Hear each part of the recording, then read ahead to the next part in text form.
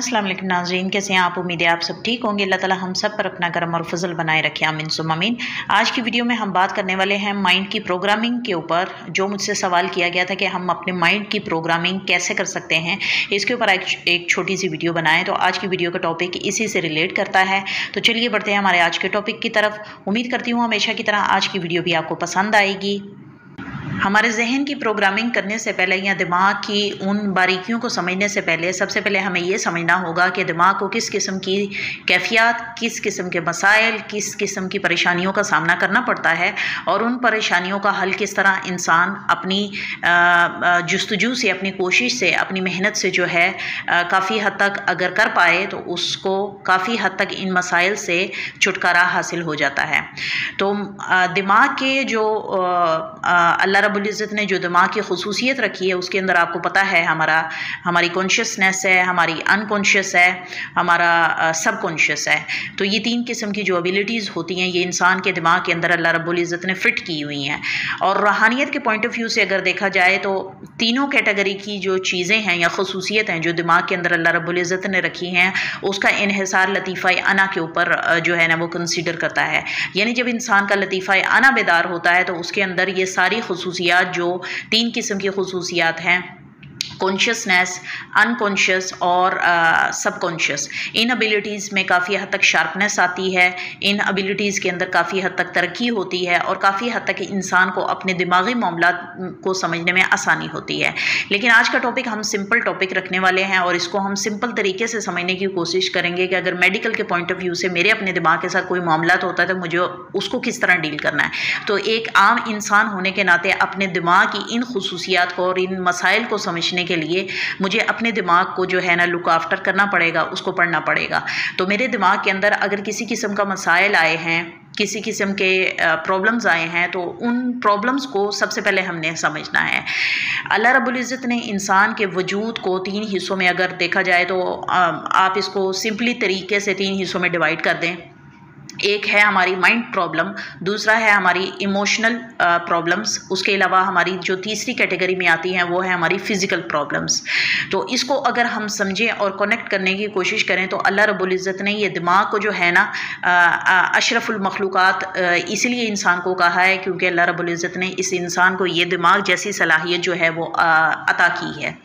तो जब हम अपने माइंड की प्रॉब्लम्स की तरफ आते हैं या इमोशनल की प्रॉब्लम्स की तरफ आते हैं या फिज़िकल प्रॉब्लम्स की तरफ आते हैं तो सबसे पहले हमें अपने माइंड को पढ़ना ज़रूरी है। जब तक हम अपने माइंड की प्रॉब्लम्स को नहीं समझ पाएंगे तो हम अपने अगले टारगेट को जो है ना अच्छी तरह नहीं समझ पाएंगे। किसी भी मसाइल का हल करने के लिए उसकी डायग्नोजेशन होना बहुत ज़रूरी है, यानी उसको फाइंड आउट करना ज़रूरी है कि किस वजह से इस मसाइल का जो है ना मामला हमारे सामने आ रहा है।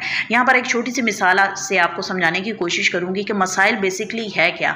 मसाइल जो है ये कोई बड़ा मसला नहीं है, मसाइल को हल किया जा सकता है क्योंकि मसाइल आता ही वहाँ पे है जहाँ पर ऑलरेडी एक, दो या तीन किस्म की ऑप्शंस आपके सामने हों, लेकिन आप उसमें फिगर आउट ना कर पाएँ कि कौन सा मसला या किस चीज़ को आप पहले लें और अपने उस मसले को सरअंजाम करते हुए उसको तकमीली कामयाबी की तरफ लेके जाएं।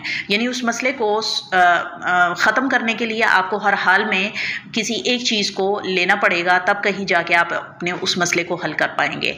तो सिंपल सी बात है, दिमागी मसाइल में सबसे पहले अपने उस मसाइल जहाँ पे मसाइल आएंगे उस मसाइल को समझने के लिए आपको ये समझना है कि हमारे पास ऑप्शन तो मौजूद है लेकिन हमें कौन सी ऑप्शन लेनी है ये आपको डिसाइड करना है। तो जब आप उस एक तीन में से किसी एक ऑप्शन को आप अगर सेलेक्ट कर लेते हैं तो काफ़ी हद तक आपका दिमागी मसला जो है या जो दिमाग के अंदर आपको तकलीफ़ दे रहा है या जो आपको परेशानी लाहक है, जिसका आपको हल नहीं मिल रहा, जिस मसले का आपको हल नहीं मिल रहा, तो आपको ऑटोमेटिकली वो चीज़ आसानी से मिलना शुरू हो जाएगी। इसके बाद आता है कि जब मसाइल के हल, दिमागी मसाइल जो हैं वो किसी हल का रास्ता ना हमें मिल रहा हो, उस दिमागी मसले की वजह से हम किसी सोल्यूशन की तरफ ना जा रहे हों, तो फिर हमें क्या करना पड़ेगा। फिर उसका यही सिंपल सा हल है कि जो भी ऑप्शंस आपके पास मौजूद हैं उन सब ऑप्शंस को आप ख़त्म कर दें। अगर आपके दिमाग में इतनी वुसअत नहीं है कि आप एक टाइम पे तीन चीज़ों को डील कर सके तो आपको कोई ज़रूरत नहीं है अपने पास एक्स्ट्रा मवाद और एक्स्ट्रा थॉट्स रखने के लिए या एक्स्ट्रा प्लानिंग रखने के लिए। किसी भी एक मसले का हल किसी एक चीज़ से भी हो सकता है, लेकिन अगर आपके पास ऑप्शन मौजूद हो और आपके अंदर डिसीजन मेकिंग की सलाहियत नहीं है, आप में वो एबिलिटी नहीं है कि आप कौन सा डिसीजन लें, कौन सी चीज़ को पकड़े तो उसका हल करें, तो उससे बेहतर यह है कि जो आपके पास मसाइल के जो ऑप्शंस मौजूद है उसको हल करने के लिए आप उन ऑप्शंस को ही डिस्पोज कर दें। जब आप उनको ख़त्म कर देंगे तो ऑटोमेटिकली आपका मसला अपनी जगह पे उभरेगा ही नहीं।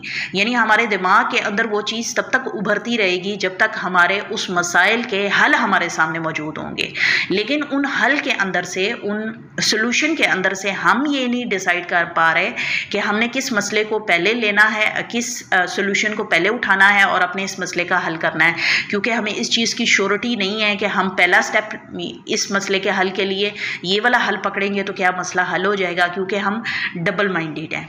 तो होप यू अंडरस्टैंड। अपने दिमागी मसाइल को हल करने के लिए जो जहनी तौर पर आपके दिमाग के अंदर सोचें आती हैं, परेशानियां आती हैं, बाज़ औक़ात इंसान डिसीजन मेकिंग की वजह से अपने डिसीजन नहीं ले पाता, तो ऐसी सूरत में सिंपल सा हल ये है कि आप उन तमाम मसाइल के जो हल आपको नज़र आ रहे हैं आप उनको डिस्पोज कर दें। जब आप उसको ख़त्म कर देंगे तो ज़्यादातर ऐसा देखने में आया है कि आपका मसला जो आपके दिमाग के अंदर ऑलरेडी पनप रहा था, आपको याद दिला रहा था कि ये मसला है, ये मसला है, ये मसला है, वो मसला ही अपनी जड़ से ख़त्म हो जाएगा, क्योंकि जब ऑप्शंस मौजूद नहीं होंगे तो मसला ऑटोमेटिकली ख़त्म हो जाएगा। फिर आपका दिमाग दूसरे तरीके से किसी और काम की तरफ जो है ना, आपका दिमाग जो है वो चलना शुरू हो जाएगा। इसके बाद हम बात करते हैं कि दिमागी मसाइल जब इंसान अपने हल करने के काबिल हो जाता है या नहीं कर पाता, या जो भी मैंने आपको तरीका बताया है अगर उसके ऊपर आप अमल करते हैं तो काफ़ी हद तक आप अपने इस दिमागी मसले को हल कर सकते हैं। इसके बाद आ जाता है हमारे जज्बाती मसाइल यानी इमोशनल प्रॉब्लम। सिंपल सी बात है, ये तीनों चीज़ें इकट्ठी हैं। दिमाग के साथ कोई भी चीज़ जुड़ेगी या दिमाग से कोई भी चीज़ अलहदा होगी, लेकिन दोनों सूरतों में उसका इम्पैक्ट आपकी इमोशंस के ऊपर भी होगा और आपके फ़िज़िक के ऊपर भी होगा। बाज़ औक़ात इंसान की अपनी इतनी अच्छी तरीके से अपने वजूद के ऊपर, अपने इमोशंस के ऊपर, अपने फ़िज़िक के ऊपर और अपने माइंड की एबिलिटीज़ के ऊपर इतनी गिरफ्त मजबूत होती है कि उसको इन चीज़ों का कोई फ़र्क नहीं पड़ता।